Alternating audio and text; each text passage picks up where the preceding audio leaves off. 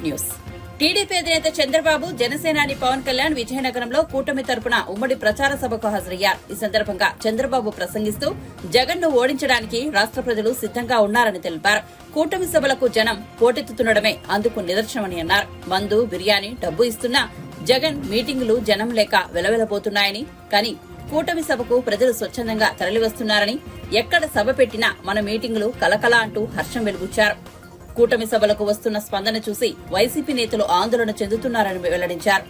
ఎన్ని ప్రలోభాలు పెట్టినా వైసీపీ నేతలకు డిపాజిట్లు కూడా రావని స్పష్టం చేశారు. ఎన్నికలు వస్తే చాలు జగన్ శవ రాజకీయాలతో వస్తున్నారని చంద్రబాబు ఎద్దేవా చేశారు. జగన్ ఒక్క ఛాన్స్ అంటూ వచ్చాడని, ఆ ఛాన్స్ అయిపోయిందని స్పష్టం చేశారు. ప్రజల్లో తిరుగుబాటు వచ్చిన సంగతి స్పష్టంగా కనిపిస్తోందని, ఈసారి ఎన్నికల్లో వైసీపీకి డిపాజిట్లు గల్లంతేనని పేర్కొన్నారు. రాష్ట్రంలో కూటమి అధికారంలోకి రాకుండా ఎవరు అడ్డుకోలేరని చంద్రబాబు ఉద్ఘాటించారు. ఎవరికైనా సందేహం ఉందా తమ్ముళ్ళు? విజయం కూటమిది, అవునా కాదా అని అడుగుతున్నా. గట్టిగా చప్పట్లు కొట్టి జగన్మోహన్ రెడ్డి ఎక్కడున్నాడో నాకు తెలియదు. అతని గుండెల్లో రైళ్లు పరిగెత్తించే విధంగా గట్టిగా చప్పట్లు కొట్టి చెప్పండి. జగన్, నువ్వన్నావు ఒక సైకోగా సిద్ధం అన్నావు. మేము సిద్ధం అని చెప్పి మళ్ళా ముందుకొచ్చావు. నిన్ను ఓడించడానికి ప్రజలు సిద్ధం, అవునా కాదా తమ్ముళ్ళు అడుగుతున్నా. జగన్ మీటింగులు వెలవెల, మన మీటింగులు కడకడ. నేను పవన్ కళ్యాణ్, కేంద్రం నరేంద్ర మోడీ, మాది సూపర్ హిట్. ఈ కాంబినేషన్ ఎక్కడా లేదని మరొకసారి మీ అందరికీ విజ్ఞప్తి చేస్తున్నా. ఏదైనా మంచి జరగాలంటే ఈ నాయకత్వానికే సాధ్యం. ఈ రోజుటి వరకు మా నాడు నామినేషన్లు వేశారు. ఎక్కడ చూసినా గెలిచిపోయిన తర్వాత ఏ విధంగా ఊరేగింపులు పెడతారో ఆ విధంగా కూటమి అభ్యర్థులు బ్రహ్మాండంగా నామినేషన్లు వేస్తే వైసీపీ క్యాండిడేట్లు వెలవెలబోయే పరిస్థితికి వచ్చారు. 2014లో జగన్ తండ్రి శవ రాజకీయంతో వచ్చాడు, అవునా కాదా తమ్ముళ్ళు అడుగుతున్నా. 2019లో బాబాయి శవంతో వచ్చాడు. ఇప్పుడు గులకరాయి డ్రామాతో వచ్చాడు. నేను చెప్తున్నా, ఈ ప్రజలు వైసీపీకి శవయాత్ర పట్టబోతున్నారని విజ్ఞప్తి చేస్తున్నాను. నీ రాజకీయాలు అయిపోయినాయి, నీ చరిత్ర అయిపోయింది. ఒక ఛాన్స్ అన్నావు, అదే చివరి ఛాన్స్ అయిపోయిందని మరొక్కసారి చెప్తున్నా. ఇక్కడ చూస్తే ఈ ఉమ్మడి మీటింగ్ చూసినప్పుడు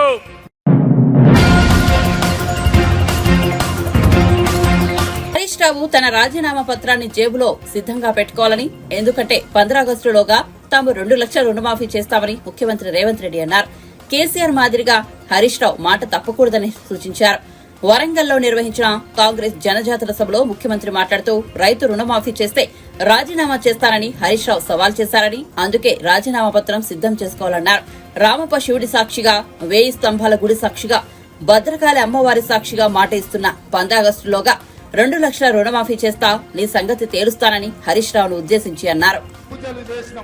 అందుకే మిత్రులారా, దేవుడి పేరు మీద చిచ్చు పెట్టి ఓట్లు కొల్లగొట్టాలనే వాళ్ళకు గుణపాఠం చెప్పాలి.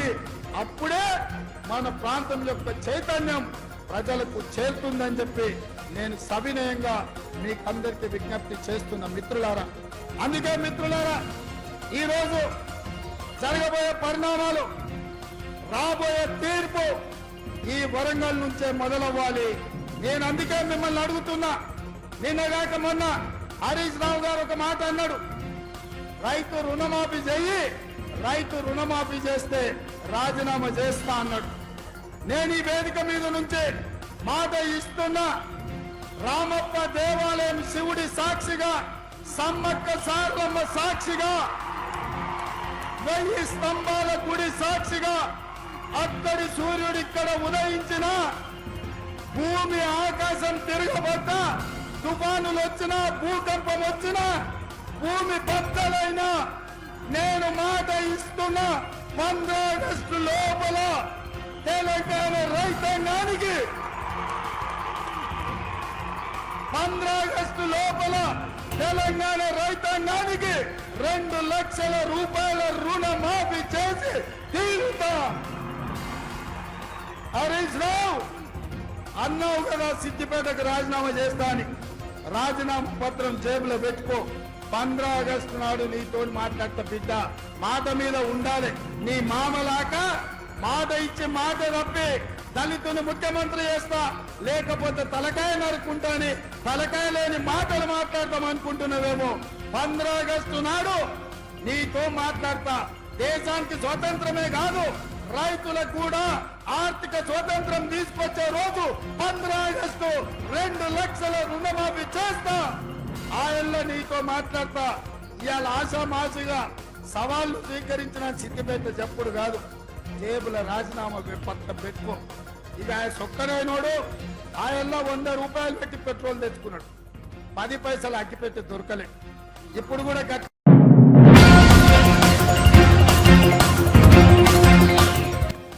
ముఖ్యమంత్రి జగన్మోహన్ రెడ్డి మెడికల్ సీట్లను కూడా వదలలేదు.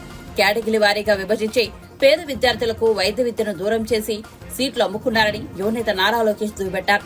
ఎన్నికల ప్రచారంలో భాగంగా మంగళగిరి, కొండపనేని టౌన్షిప్ వాసులతో యువనేత సమావేశమయ్యారు. ఈ సందర్భంగా లోకేష్ మాట్లాడుతూ జగన్ తీసుకొచ్చిన మెడికల్ సీట్లు అమ్ముకునే విధానానికి స్వస్తి పలికి ప్రతిభ కలిగిన పేద విద్యార్థులకు వైద్య విద్యను అందుబాటులోకి తెస్తాం. జగన్ అధికారంలోకి వచ్చాక ఆరోగ్యశ్రీని అనారోగ్యశ్రీగా మార్చేశారు. ఆరోగ్యశ్రీ కింద 1200 కోట్ల బకాయిలు పెట్టడంతో ప్రైవేట్ ఆసుపత్రుల్లో ఎక్కడా ఈ పథకం కింద వైద్యం అందడం లేదన్నారు. ప్రజాప్రభుత్వం అధికారంలోకి వచ్చాక ఆరోగ్యశ్రీని ప్రక్షాళన చేసి పేదలకు మెరుగైన వైద్యం అందిస్తామన్నారు. రాష్ట్రంలో మరోసారి జగన్ కు అధికారం ఇస్తే అంధకారం రాజ్యమేలుతుందన్నారు. ఏడాదికి 2-3 సార్లు విద్యుత్ ఛార్జీలతో బాధిస్తారు. గత 5 ఏళ్లలో 9 సార్లు ఛార్జీలు పెంచినా ఎడాపడా కరెంటు కోతలేనని తెలిపారు. సోదరుల్ని చంపేసింది ఈ ప్రభుత్వం.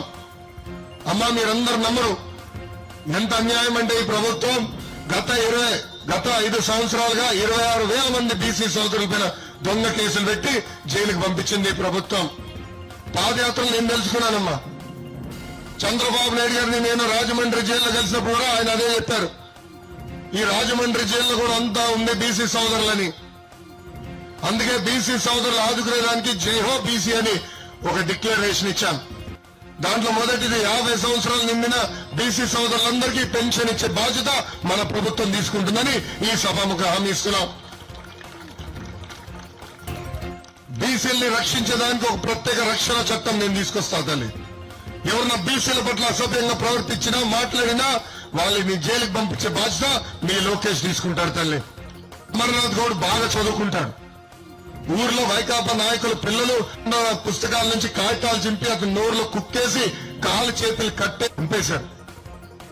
ఆ చెల్లెమ్మని నేను కలిసా. ఆమె బాగా మా బీసీ సోదరులకు ప్రత్యేక రక్షణ చట్టం రావాలి.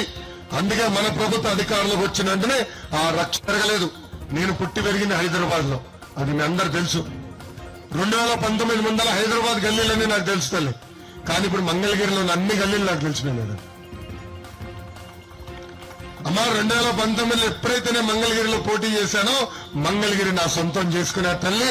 అక్కడ నియోజకవర్గం కనీసం 2 స్థానాల్లో పోటీ చేయండి నన్ను పార్టీ కోరింది తల్లి. కానీ ఒకటే చెప్పా, గత 4 సంవత్సరాలు 11 నెలలుగా మంగళగిరి ప్రజలు నేను నమ్ముకుని ఉన్నా. మంగళగిరి ప్రజలకి నేను సేవ చేశాను. మంగళగిరి ప్రజలు మే 13న నన్ను ఆశీర్వదిస్తారు, దీవిస్తారని నేను బలంగా నమ్ముతున్నానని వాళ్ళు చెప్పారు.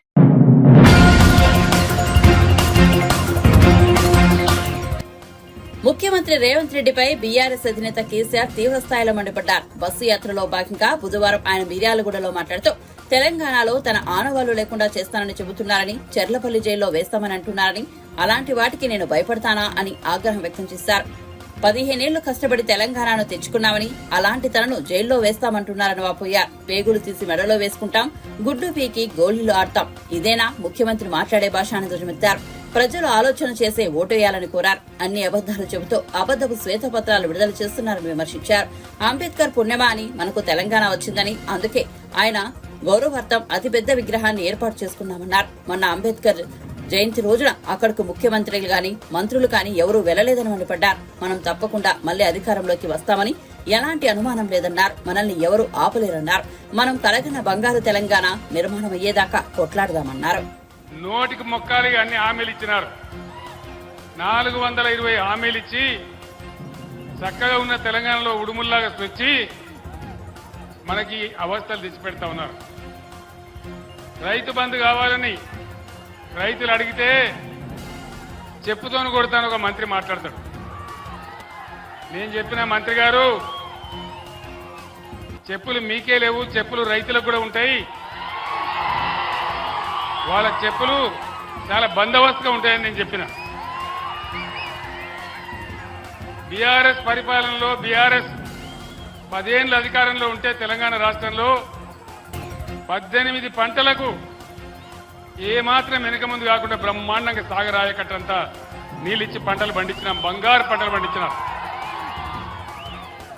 ఈరోజు ఏమైంది? సాగర్లో నీళ్లుండే, ఇయ్యగలిగిన అవకాశం ఉండే, ఈ దద్దమ్మలకు దమ్ము లేక ప్రాజెక్టు తీసుకుపోయి కేఆర్ఎంబి చేతిలో పెట్టి మొత్తం పంటలను ఎండబెట్టినారు సాగరాయకట్లు.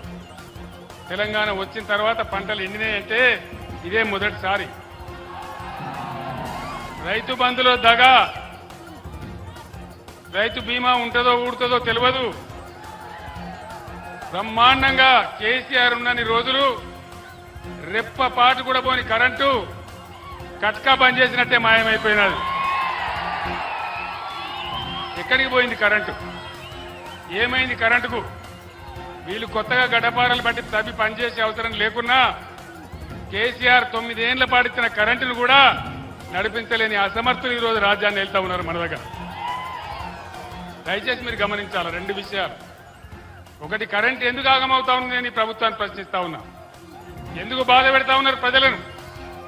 కష్టపడి బ్రహ్మాండంగా మిగులు కరెంట్ ఉండే పద్ధతిలో మేము చేసినాం.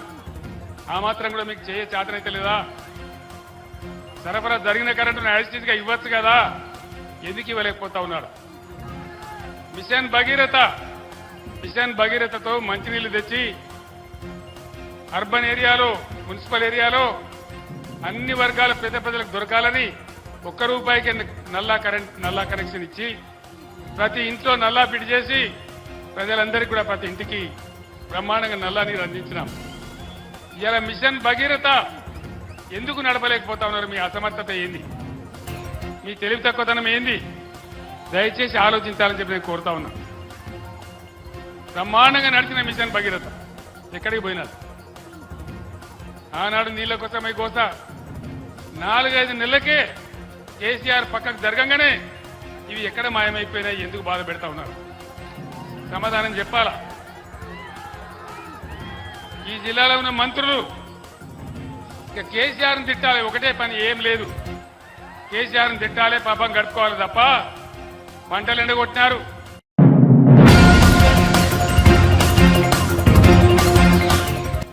టీడీపీ అధినేత చంద్రబాబు పేరున ఒక డ్రీమ్ లేదని, ఒక స్కీమ్ లేదని మంత్రి బొత్స సత్యనారాయణ విమర్శించారు. ఆయన మీడియాతో మాట్లాడుతూ రాష్ట్రంలో చంద్రబాబుకు సొంతిల్లు కూడా లేదని ఎద్దేవా చేశారు. ఉత్తరాంధ్ర సమగ్ర అభివృద్ధి తమ లక్ష్యమని చెప్పారు. విశాఖ పరిపాలనా రాజధాని కావాలన్నదే తమ ఆకాంక్ష అని, అలా జరిగితే ఉత్తరాంధ్ర అభివృద్ధి చెందుతుందన్నారు. విశాఖ రాజధానిగా చంద్రబాబు ఎందుకు ఒప్పుకోవడం లేదని ప్రశ్నించారు. చంద్రబాబు సొంత మామని వెన్నుపోటు పొడిచారని ఆరోపించారు. అలాంటి వ్యక్తిని తాము ఏ విధంగా సంబోధించాలని ప్రశ్నించారు. తమ అధినేత సీఎం జగన్ పై చంద్రబాబు అసభ్య పదజాలంతో మాట్లాడుతున్నారని మంత్రి బొత్స సత్యనారాయణ ఆగ్రహం వ్యక్తం చేశారు. సీఎం జగన్ నాయకత్వాన్ని ప్రజలు సమర్థిస్తున్నారన్నారు. వచ్చే ఎన్నికల్లో జగన్ మరోసారి సీఎం కావడం ఖాయమని మంత్రి బొత్స ధీమా వ్యక్తం చేశారు. అంతేకాదు, విదేశీ విద్యలకు వచ్చి ఎక్కడికో వెళ్ళి చదువుకోవచ్చు పరిస్థితి వచ్చినప్పుడు ఇక్కడ నుంచే వరల్డ్లో ఉన్న ఆల్ టాప్ 100 యూనివర్సిటీస్ టైప్ చేసి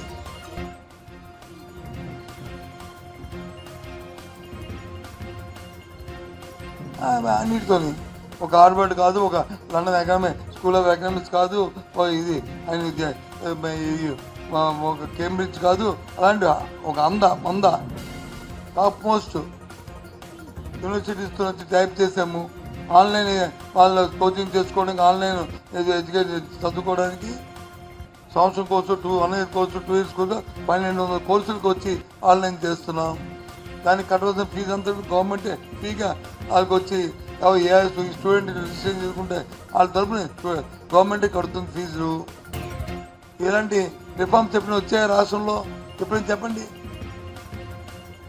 నా మాటలు వింటున్నా ఈ టీవీల ద్వారా చూస్తున్న రాష్ట్ర ప్రధానికి అడుగుతున్నాను. ఇది మా ప్రభుత్వం తాలూకా నిబద్ధత, ముఖ్యమంత్రి తాలూకా ఆలోచన, ఆయన ప్రేరణ, ఆయన ప్రాణంతో ఇవన్నీ చేస్తున్నాం. ఆయన ఆలోచనతోనే. అందుకని అలా పెద్దలు ఒకవేళ జగన్మోహన్ రెడ్డి ముఖ్యమంత్రి ఎందుకు అవసరం మీ రాష్ట్రానికంటే ఇవన్నీ ఈ రాష్ట్రంలో చదువుతున్న స్కూల్ ఎడ్యుకేషన్ చదువుతున్న 39 లక్షల మంది పిల్లలు, కాలేజ్ ఎడ్యుకేషన్ చదువుతున్న 10 లక్షల మంది పిల్లలు, అందరూ ప్రైవేట్ ఇంకా గవర్నమెంట్ ప్రైవేట్ చదువుతున్న ఇంకో 30 లక్షల మంది, అందరికీ ఇది ఈ విద్యా అవకాశాలు వస్తాయి. అంటే సుమారు దగ్గర 1 కోటి మంది పిల్లలకి 70-80 లక్షల మంది పిల్లలకి ఈ అవకాశాలు వస్తాయి. School education, higher education. ఇటువంటి ఎప్పుడైనా రాష్ట్రంలో జరిగిందా? ఇవాళ ఈ భారతదేశంలో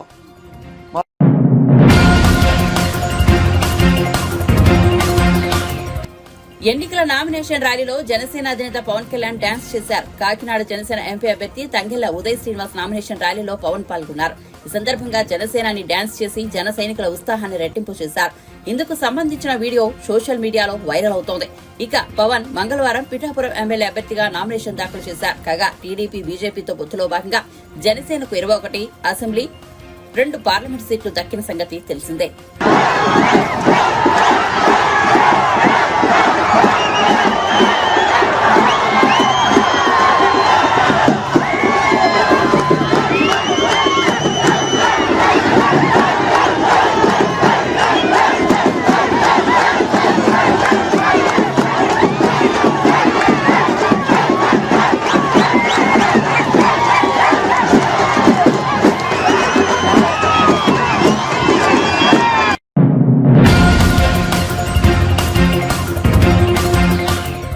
రాష్ట్రంలో ప్రభుత్వం స్వర్ణయుగం నడుస్తోందని, సీఎం జగన్ పాలనలో అన్ని వర్గాలు సంతృప్తి వ్యక్తం చేస్తున్నాయని ప్రభుత్వ సలహాదారు సజ్జల రామకృష్ణారెడ్డి అన్నారు. జగన్ పాలనను ప్రజలంతా ఎంజాయ్ చేస్తున్నారని తెలిపారు. బ్యాంకుల నుంచి రుణాలు తీసుకున్న వారు తిరిగి చెల్లిస్తున్నారని, మళ్లీ రుణాలు తీసుకుని వివిధ వృత్తుల్లో పెట్టుబడులు పెడుతున్నారని వివరించారు. మహిళా సాధికారికతకు జగన్ పెద్దపీట వేస్తున్నారని అన్నారు. మరోవైపు చంద్రబాబు ఇంకా బూజు పట్టిన భావాలతో ఎలా కొట్టుకుంటున్నారో అందరికీ తెలుసునని సజ్జల పేర్కొన్నారు. చంద్రబాబుకు మహిళలంటే చిన్నచూపు అని విమర్శించారు. కోడలు కొడుకును కంటానంటే అత్త వద్దుంటుందా అని చంద్రబాబు చేసిన వ్యాఖ్యలను ఎవరూ మర్చిపోగలరు అని అన్నారు. మహిళలే కుటుంబంలో కేంద్రక వ్యవస్థలా ఉండాలా అని భావించే జగన్ ఎక్కడా మహిళలను కాలి కిందికేసి తొక్కాలి, వాళ్లకు సాధికారికత ఉండకూడదు, వాళ్ళు ఇంట్లో చాకరీ చేసుకుంటే సరిపోతుంది అని భావిస్తూ పై మాటలు చెప్పే చంద్రబాబు ఎక్కడా అని సజ్జల వ్యాఖ్యానించారు. కోట్లు రుణం మాఫీ కాదు, వాళ్ళ చెల్లింపు వాళ్ళకు రీయింబర్స్ చేయడం అనేది జగన్మోహన్ రెడ్డి వచ్చా క్రమం తప్పకుండా 4 దఫాల్లో మొత్తం పూర్తి చేశారు. లాస్ట్గా ఇది కూడా మొన్న పే చేశారు. అంటే చెప్పిన మాట పూర్తి చేయడమే కాకుండా వాళ్ళను ఫైనాన్షియల్గా ఫ్రీ చేసి వాళ్ళు ఎక్కడైనా పెట్టుబడులు పెట్టి చేసుకోవడానికి దానికి అవసరమైన చేయూతనిచ్చి ఈరోజు డ్వాక్రా మహిళలకు స్వర్ణయోగం ఏదన్నా ఉందంటే జగన్మోహన్ రెడ్డి గారిది అనేది వాళ్ళు ఆస్వాదిస్తున్నారు, అదంతా ఎంజాయ్ చేస్తున్నారు. దీని నుంచి 1,15 లక్షల మంది మహిళలు అంటే వీళ్ళే రిమైనింగ్ వాటి బెనిఫిషియరీస్ అన్నింటిలో ఉన్నారు. వీళ్ళలోనే చాలామందికి ఆసరా వస్తుంది, చేయూత వస్తుంది, 45,000 దాటి వాళ్ళ కోసం. ఈ సొంతంగా చిన్న పరిశ్రమలు, ఈ కుటీర పరిశ్రమలు అవి పెట్టుకుంటున్నారు. 16 లక్షల మంది తోడు, అందులో 16 లక్షల మంది తోడు కింద, జగనన్న తోడు కింద తీసుకుంటే లోన్ అవైల్ చేసుకుంటుంటే అందులో 12 లక్షల మంది మహిళలే. మహిళలకు ఇంత పెద్దపీట వేసి ఇంటి స్థలాల దగ్గర నుంచి మిగిలినవన్నీ కంప్లీట్ వాళ్ళ దీనికి ఇస్తూ ఆర్థికంగా వాళ్ళని ఎంపవర్ చేస్తూ రాజకీయంగా కూడా వాళ్ళకి ఇది పూర్తి సాధికారత తీసే అడుగులు వేయిస్తున్న జగనన్నను ఒక పక్క ఉంటే వాళ్ళను పూర్తి అన్యాయమైన దీంట్లోకి చీకటి దీంట్లోకి తోసేసి వాళ్ళు నిలబడే అవకాశం కూడా లేకుండా అసలు ఆయన మనస్తత్వం ఎంతమందికి తెలియదు చంద్రబాబు నాయుడు. ఆయన చేసిన కామెంట్ ఎట్లా మర్చిపోతారు? ఏమాత్రం చైతన్యం ఉన్న వాళ్ళైనా కోడలు కొడుకును గంటారంటే అత్త వద్దంటుందా అని అన్నారు. అంటే మహిళలన్నా అమ్మాయిలన్నా వీళ్ళ మీద ఉన్న చులకన భావం ఎంతది చంద్రబాబు నాయుడుకి. ఇంకా బూజు పట్టిన భావాల్లో ఎట్లా కొట్టుకుంటున్నాడని అందరికీ తెలుసు. ఆయన వాళ్ళ మహిళలే కేంద్ర బిందువు, కుటుంబానికి వాళ్ళే మంచి యజమానురాలుగా కూడా ఉండగలరు. వాళ్ళ పాత్ర పెరగాలని ప్రోత్సహించే జగన్మోహన్ రెడ్డి గారు ఎక్కడ వాళ్ళను కాలి కింద తొక్కాలో లేకుంటే వాళ్ళకి ఎలాంటి ఇది ఉంచకూడదు, వాళ్ళ సాధికారత వాళ్ళకి అవసరం లేదు, వాళ్ళు ఇంట్లో చాకరీ చేస్తుంటే సరిపోతుంది, పై మాటలతో ఓట్లు లాక్కోవాలని చూసి చంద్రబాబు ఎక్కడ వీటి మధ్య పోలికే లేదు కదా. ఇంట్లో చెల్లెలనే వదిలి మన ఇళ్ళల్లో ఆడవాళ్ళని వదులుతాడని ఒక దారుణమైనటువంటి కామెంట్స్ పవన్ కళ్యాణ్ చేస్తారు. అదే అతను ఆయన సంస్కారాన్ని ఇది చేస్తుంది. ఒకటి ఆ వయసు కూడా మర్చిపోయినాడు. ఎప్పుడు చెప్పాను కదా ఇంతకుముందు డెస్పరేషన్ మిగిలినవని. ఒక్కసారి 19లో ఐ థింక్ ఈయన చెల్లెల్ని ఎట్లా చూసుకునేవాడని అప్పట్లో నార్నే శ్రీనివాసన్ ఈయన చెల్లెల అల్లుడు చెప్పాడు. ఆమె యాక్సిడెంట్ అయ్యి సీరియస్ దీంట్లో ఉంటే కనీసం పోయి చూసుకొని కూడా చూసుకోలేదు అని ఆ రోజు అన్నారు. పైగా వాళ్ళ ఆర్థిక సహాయం మీద చాలా చేస్తే వాళ్ళకు అవసరమై వస్తే ఇంటి గేటు బయట వచ్చి తరిమేసాడని కూడా వాళ్ళు చెప్పారు. ఎవరికి తెలియదు ఆయన చెల్లె 8 లక్షలు ఏదో వాళ్ళు ఇచ్చినారట. అది అడగాలని పోతే రానివ్వలేదు, పైసా ఇవ్వలేదు. ఆల్మోస్ట్ మెడబట్టి గెంటినంత పని చేసేసారు. ఆయన కుటుంబం ఆయన మాట్లాడితే ఏమన్నా కుటుంబ విలువలు వాటి గురించి మాట్లాడితే ఏమన్నా అర్థం ఉంటుందా? తమ్ముడు రామూర్తి నాయుడు అని ఆయన ఎక్కడున్నాడు ఎవరికన్నా ఏ రోజన్నా తెలిసిందా? వీళ్ళు ఎప్పుడన్నా వెళ్ళారా? అసలు ఆయన ఉన్నారా? తెలియదు. చెల్లెళ్ళు ఇద్దరు వాళ్ళు ఎక్కడన్నా ఉన్నారా? ఎప్పుడన్నా కలిశారా? చంద్రబాబు నాయుడు కుటుంబం అంటే తను, తన భార్య, కొడుకు, వీళ్ళు తన ప్రపంచం తంది. ఈయన వచ్చి ఈరోజు చెల్లెల గురించి దాని విలువ గురించి చంద్రబాబు నాయుడు ఎవరైతే తన చెల్లెలను రాచి రంపాన పెట్టినాడో లేదా పూర్తిగా నిర్లక్ష్యం చేశాడో వాళ్ళు కష్టాల్లో ఉంటే అసలు పట్టించుకోలేదు. ఆయన ఈరోజు చెల్లెల గురించి మాట్లాడారు.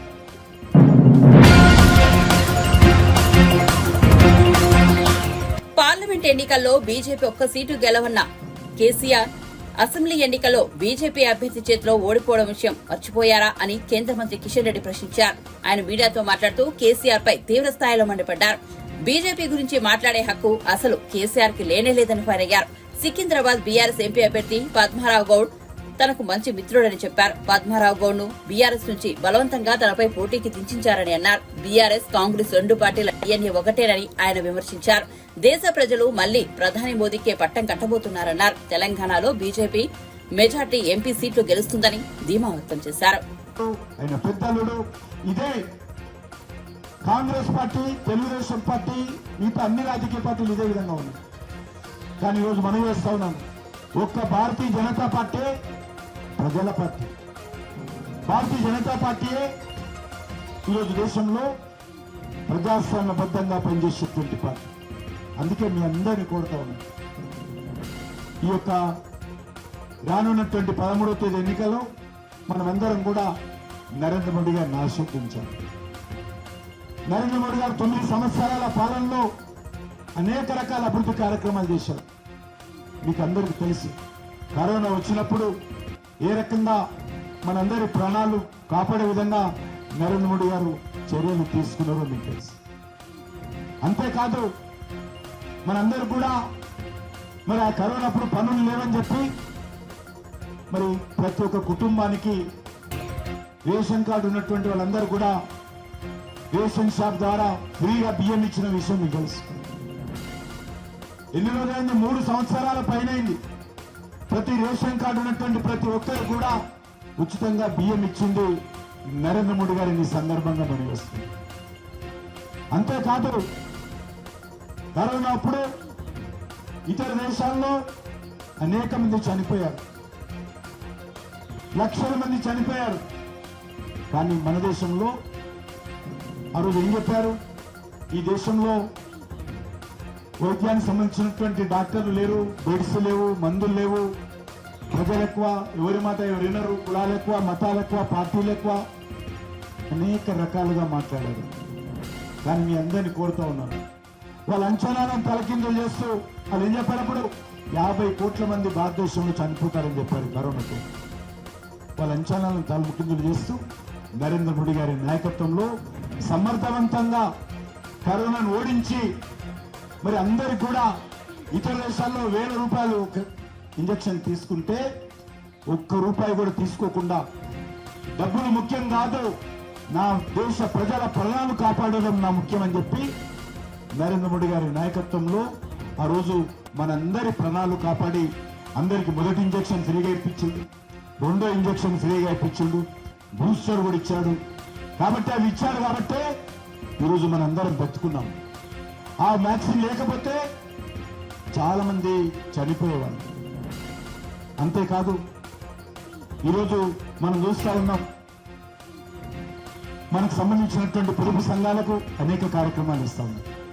పొదుపు సంఘాలకు 5 లక్షలు ఉండేది లోను.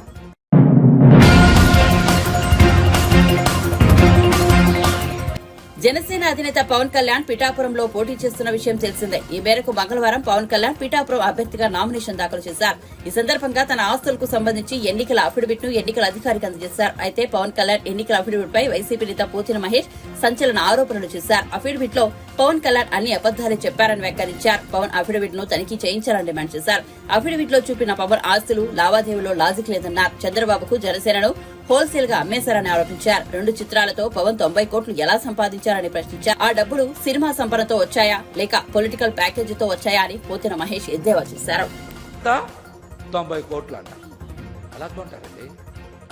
ఎలా కొంటారు 90 కోట్ల ఆస్తులు? ఈ ఆస్తులన్నీ ఎప్పటి నుంచి కొన్నారు తెలుసా?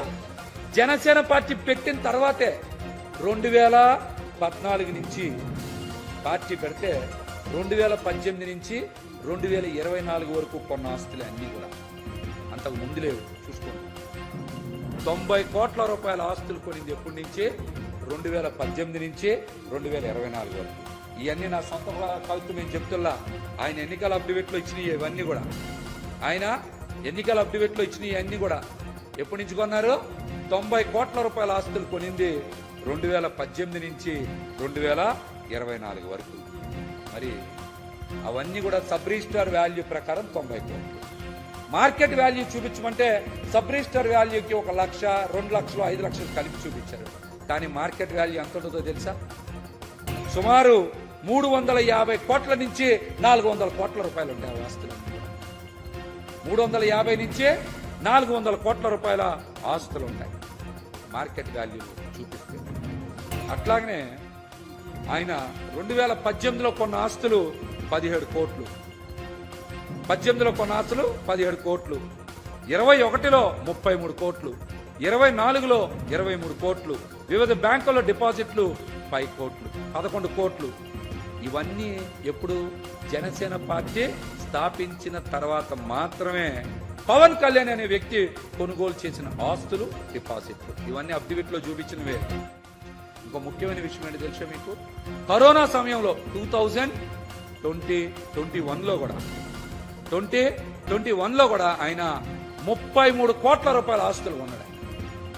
కరోనాలో ప్రపంచం అంతా మూసుకుపోతే ఒక్క పవన్ కళ్యాణ్కి మాత్రం ఆస్తులు కొనుక్కోవడానికి 33 కోట్ల రూపాయల డబ్బులు వచ్చినాయి. ఎక్కడి నుంచి వచ్చినాయి?